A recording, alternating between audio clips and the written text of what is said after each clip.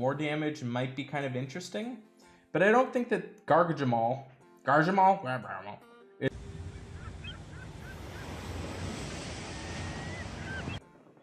Alright, so let's go and talk about the brand new hero, Garjammal. One of the two. Something in there.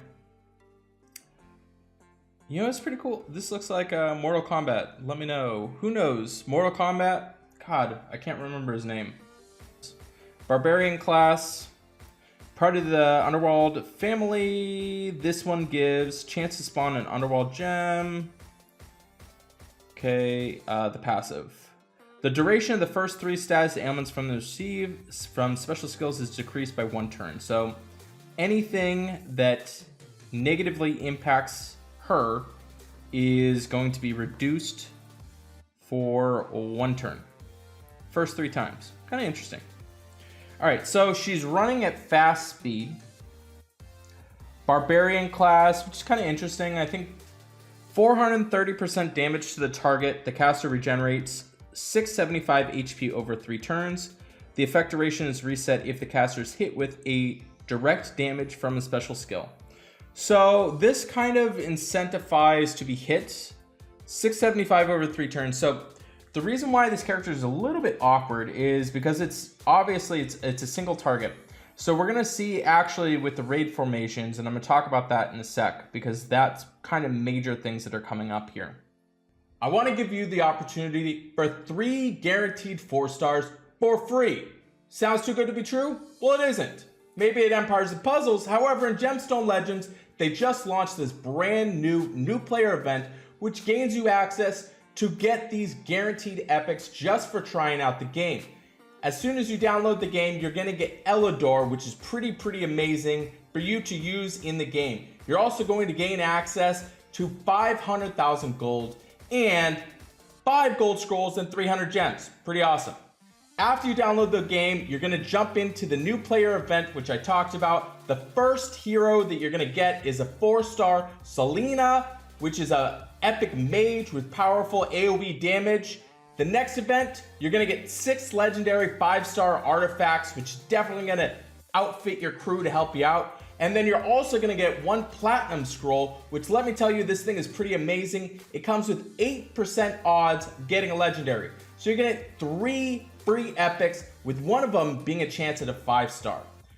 They are about to launch this brand new skill up feature, which allows you to take your duplicate heroes and add them into skill points to a specific hero. Super awesome feature. I've been begging Empires and Puzzles to do something that we can do with all the duplicate heroes. Now's your chance. Gemstone Legends, you get to use either rare, epic, or legendary tomes, or you can use duplicates of the hero to level them up. This is going to be really attractive to all the free-to-play players because now you get a lot more usage out of specific individual characters that you might not have used before.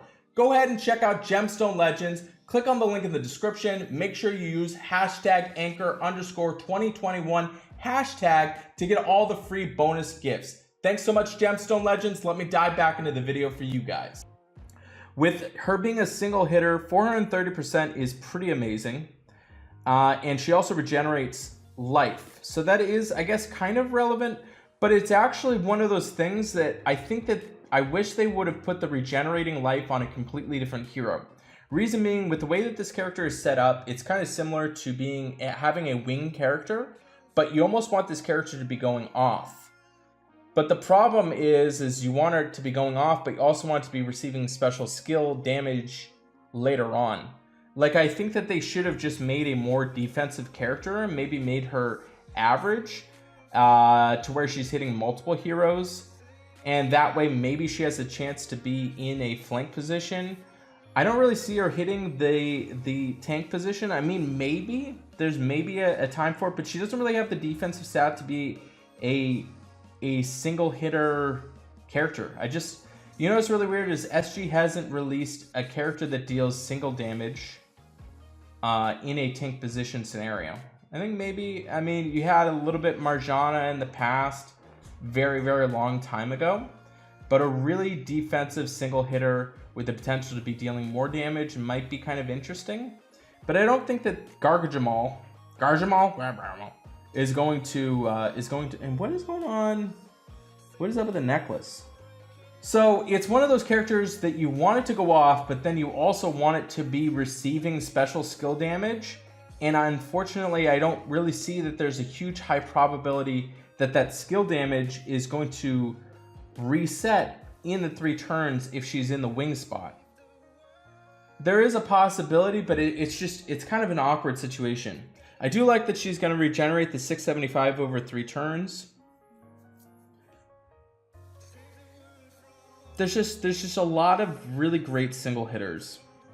So, I mean, you ask yourself, do you throw up Liana instead? I mean, obviously it's better than Liana. That's very clear. Other characters, Kingston. I think I'm still rolling with Kingston for sure.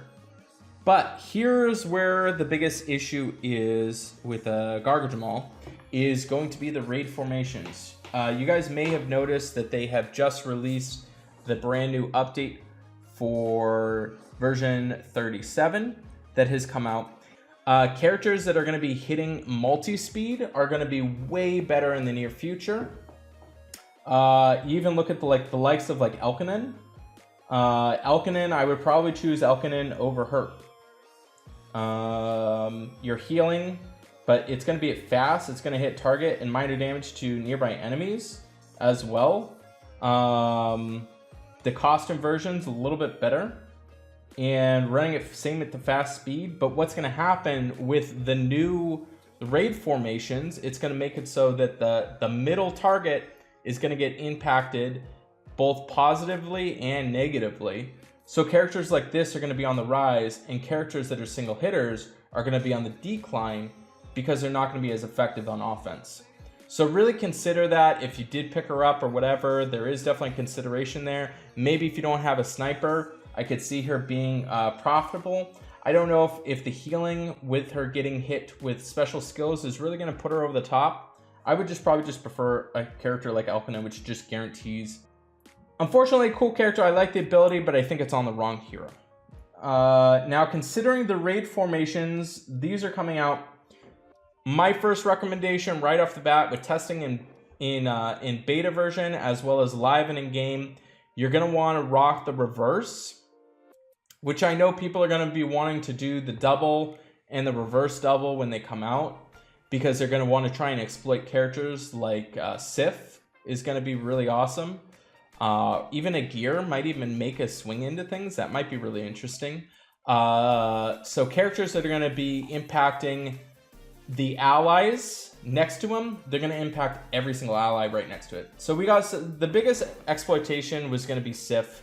So we'll see. But in the reverse setting, I think is definitely going to be the hardest setting coming through when version 37 is going to be rolled out all the way completely.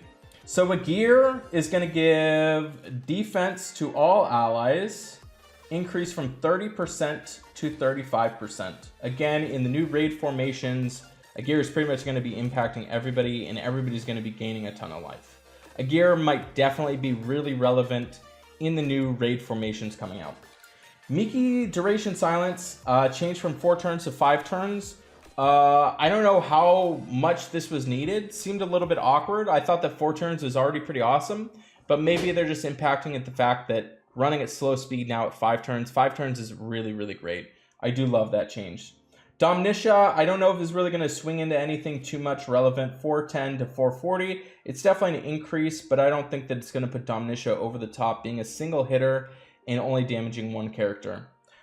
Obicon, I do love this one. Obicon damage increase from 260 to 310. That's really going to be awesome. At fast speed, I like that. Horgel, that's a pretty big one too. You know, you're looking at, that's a pretty big jump up. 280 to everybody. But obviously the Horgel costume from 215 to 250, that's going to be huge. I think Horgel might have a run in things a little bit. I don't see him taking over defenses, but it's going to be relevant. So these are all obviously very positive changes. I don't think that anything was ridiculous. We'll see if maybe Miki starts getting more offensive or defensive love. I don't think it's going to happen, but I mean, silence to all enemies, 4 and 5 turns is definitely relevant. So that's going to be pretty cool. Okay, so let's go and read the official notes for version 37. Again, the raid formations, I've already talked about that. You do need to have the Hero Academy to build your raid formation, so you're going to start seeing them. Even if you don't have the Hero Academy, you'll be able to see formations. So it's not just going to be for people that have the Hero Academy built and are using them. If you don't have it, you'll still have to be able to fight them. And you can change them once every 24 hours. We are also getting these Valor chests and Mega Valor chests added to the 9th and subsequent Paths of Valor. So gaining extra Valor points will help you to get more chest rewards, which this is actually a really smart decision on their end, making it so you have a little bit more incentive to work on your Path of Valor, doing the daily active missions. They probably see some people dropping off, like myself, that have never finished a Path of Valor. So they're adding some extra incentive to do that. We already talked about all the balancing changes. These are the other fixes. So that's kind of something that's going to be interesting. Maybe comes up a little bit. I could see with the burn versus the healing over time that's going to be a little bit relevant. New Season 4 missions added. So they have all sorts of missions that are going to be added to Season 4 as well too. Costume column, graphics adjusted as where. Rare Titan rewards are reduced if you were not a member of the Alliance 24 hours before the Rare Titan appeared. So this is another stab at mercs. If they were using mercs and then you jumped in to just be part of the Mythic Titan because you planned it, now you're going to have to plan it a little bit more at 24 hours before. So Frost can now buff only up to 200% HP and attack to the minion. So it only goes up to 200. So if you guys don't know what this means, people were kind of exploiting Seshat and Frost together. So Seshat minions, they would also be capped at reasonable, and it's funny too because it says that they will be capped to reasonable numbers. So kind of some interesting things in here, something to consider about.